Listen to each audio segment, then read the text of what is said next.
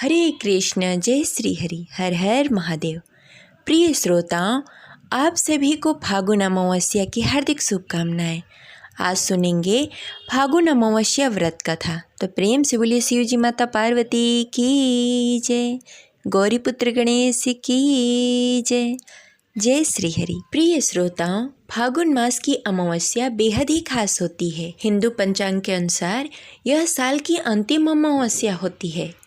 इसके बाद चैत महीने से नव वर्ष का प्रारंभ होता है। इस बार की फागुन अमावस्या और भी खास है क्योंकि इस दिन साल का पहला सूर्य ग्रहण लगने जा रहा है। इस बार फागुन मास की अमावस्या 17 फरवरी 2026 को रखा जा रहा है और इस दिन सूर्य ग्रहण भी लग रहा है। लेकिन यह सूर्य ग्रहण भारत में नहीं दिखाई देगा, इसलिए इसका कोई सूतक काल भी नहीं लगेगा।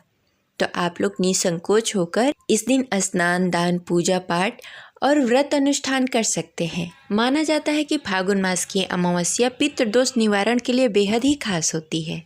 इस दिन पवित्र नदियों में स्नान करके दान पुण्य करने का विशेष महत्व होता है। इसके साथ ही पितरों के निमित्त दान और तर्पण भी किए जाते हैं। ऐसे तो कुल साल में 12 अमावस्याएं होती हैं और हर अमावस्या पर स्नान, दान और पितृ तर्पण किए जाते हैं। लेकिन कुछ अमावस्या पितृतर्पण, पिंडदान और पितरों के निमित्त दान और तर्पण करने के लिए खास होते हैं। उन्हीं सब में से फागुन अमावस्या पितरों के लिए बेहद ही खास होती है। माना जाता है कि फागुन अमावस्या के दिन पितृतर्पण करने से पितृदोष निवारण भी होता है। इसके साथ ही इस दिन पीपल वृक्ष की पूजा की जाती है और व्रत भी रखा जाता है। इसके साथ ही व्रत कथा भी सुनी जाती है। तो आइए आज फागुन अमावस्या के शुभ अवसर पर सुनते हैं फागुन अमावस्या व्रत कथा। तो प्रेम से बोलिए शिव जी माता पार्वती की जय, जय शिव शंभो। ये रही फागुन अमावस्या से जुड़ी कुछ जानकारी। अब चलिए सुनते हैं फागुन मास अमावस्या की व्रत कथा। आपसे विनती है कि कथा को अंत तक अवश्य सुनिएगा और कमेंट बॉक्स में हर हर महादेव अवश्य लिखिएगा। फागुन अमावस्या की पौराणिक कथा के अनुसार दुर्वासा ऋषि के श्राप की वजह से इंद्र और अन्य देवता कमजोर हो गए और उन्हें दैत्यों से हार प्राप्त हुई। तब सारे देवता मिलकर भगवान विष्णु के पास गए और अपनी बातें उनके सामने रखी। भगवान विष्णु ने उन्हें यह सलाह दी कि वह दैत्य और देवता मिलकर क्षीर सागर का मंथन करें और अमृत निकालें। तब सभी देवता दानवों के साथ संधि करके अमृत निकालने के लिए मंथन शुरू किए। अमृत कुंड निकलते ही देवताओं के इशारे पर इंद्र के पुत्र जयंत ने अमृत कलश लेकर आकाश में उड़ान भर ली। उस समय दैत्य गुरु शुक्राचार्य ने दैत्यों का आदेश दिया कि वह अमृत वापस लेने के लिए जयंत का पीछा करें। दैत्यों ने ऐसा ही किया और जयंत को रास्ते में ही पकड़ लिया। अमृत कलश पर अधिकार जमाने के लिए दोनों तरह से 12 दिनों तक युद्ध चलता रहा। इस युद्ध के दौरान भगवान विष्णु मोहिनी रूप धारण करके अमृत ले लिए और छलपूर्वक देवताओं को अमृत ग्रहण कराया, जिससे देवता अमर हो गए। इस युद्ध के दौरान पृथ्वी के 4 स्थानों प्रयागराज, हरिद्वार, उज्जैन तथा नासिक एवं गंगा यमुना के संगम पर कुछ अमृत की बूंदें गिरी, जिससे यह सारे पवित्र हो गए। तभी से फागुन मास की अमावस्या के दिन इन स्थानों पर स्नान करना शुभ माना जाता है। प्रेम से बोलिए लक्ष्मी नारायण की जय, हर हर महादेव। अब चलिए सुनते हैं फागुन अमावस्या की दूसरी कथा।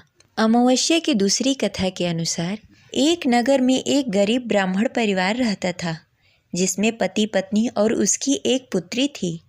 उसका जीवन सामान्य ही चल रहा था। जैसे जैसे वर्ष बीतते गए उसकी पुत्री भी धीरे धीरे बड़ी होती गई। बड़ी उम्र के साथ उसमें स्त्री के गुणों का भी विकास होने लगा। वह देखने में अत्यंत ही सुंदर, सुशील और सर्वगुण संपन्न थी, लेकिन गरीब होने के कारण उसका विवाह नहीं हो पा रहा था। एक दिन उस ब्राह्मण के घर एक साधु महाराज पधारे। ब्राह्मण पुत्री की सेवा से साधु महाराज का मन बहुत प्रफुल्लित हो गया और प्रसन्न हुए। उन्होंने कन्या को लंबी उम्र का आशीर्वाद दिया। साथ ही यह भी बताया कि उसकी हथेली में विवाह योग रेखा नहीं है। इस बात से चिंतित होकर दीन ब्राह्मण ने साधु से इसका उपाय पूछा। कन्या ऐसा क्या करे कि उसके हाथ में विवाह योग बन जाए। साधु महाराज ने कुछ देर विचार करने के पश्चात अपनी अंतर्दृष्टि से ध्यान कर बताया कि कुछ ही दूरी पर एक गांव में सोना नाम की एक धोबिन महिला रहती है। अपने बेटे और बहू के साथ रहती है, जो कि बहुत ही आचार विचार एवं संस्कार संपन्न तथा पतिव्रता स्त्री है। यदि यह सुकन्या उस धोबिन की सेवा करे और वह महिला इसकी शादी में अपने मांग के सिंदूर लगा दे तथा उसके बाद इस कन्या का विवाह हो जाएगा, तो इस कन्या का वैद्य योग मिट सकता है। साधु ने यह भी बताया कि वह महिला कहीं बाहर आती जाती नहीं है। यह बात सुनकर ब्राह्मणी ने अपनी बेटी से धोबिन की सेवा करने का प्रस्ताव रखा। अगले दिन से कन्या प्रातःकाल ही उठकर सोना धोबिन के घर जाकर साफ सफाई एवं अन्य कार्य करके अपने घर वापस आने लगी। एक दिन सोना धोबिन अपनी बहू से पूछती है कि तुम तो सुबह ही उठकर सारे काम कर लेती हो और पता भी नहीं चलता। बहू ने कहा, माँ जी, मैंने तो सोचा कि आप ही सुबह उठकर सारे काम खुद ही खत्म कर लेती हैं। मैं तो देर से उठती हूँ। यह सब जानकर दोनों सास बहू घर की निगरानी करने लगी कि कौन है जो सुबह घर में आकर सारा काम करके चला जाता है। कई दिनों के बाद धोबिन ने देखा कि एक कन्या मुंह ढककर अंधेरे में घर में आती है और सारे काम करने के बाद चली जाती है। जब वह जाने लगी तो सोना धोबिन ने उसका पैर पकड़ लिया और पूछने लगी कि आप कौन हैं और इस तरह छुपकर मेरे घर में चाकरी क्यों करती हैं। तब कन्या ने साधु द्वारा कही गई सारी बातें बताई। सोना धोबिन पति परायण थी, अतः उसमें तेज था। वह तैयार हो गई। सोना धोबिन के पति थोड़ा अस्वस्थ थे। उसने अपनी बहू से अपने लौटकर आने तक घर पर ही रहने को कहा। सोना धोबिन ने जैसे ही अपने मांग का सिंदूर उस कन्या के मांग में लगाया तो सोना धोबिन का पति मर गया। उसे इस बात का पता चल गया। वह घर से निराजल ही चली थी, यह सोचकर कि रास्ते में कहीं पीपल का पेड़ मिलेगा तो उसे भंवरी देकर उसकी परिक्रमा करके ही जल ग्रहण करेगी। उस दिन अमावस थी। ब्राह्मण के घर मिले हुए पुआ पकवान की जगह उसने ईंट के टुकड़ों से 108 बार भंवरी देकर 108 बार पीपल के पेड़ की परिक्रमा की और उसके बाद जल ग्रहण किया। ऐसा करते ही उसके पति के मृत शरीर में वापस जान आ गई। धोबिन का पति फिर से जीवित हो उठा। इसीलिए सोमवती अमावस्या के दिन से शुरू करके जो व्यक्ति हर अमावस्या के दिन भंवरी देता है उसके सुख और सौभाग्य में वृद्धि होती है। पीपल के पेड़ में सभी देवताओं का वास होता है।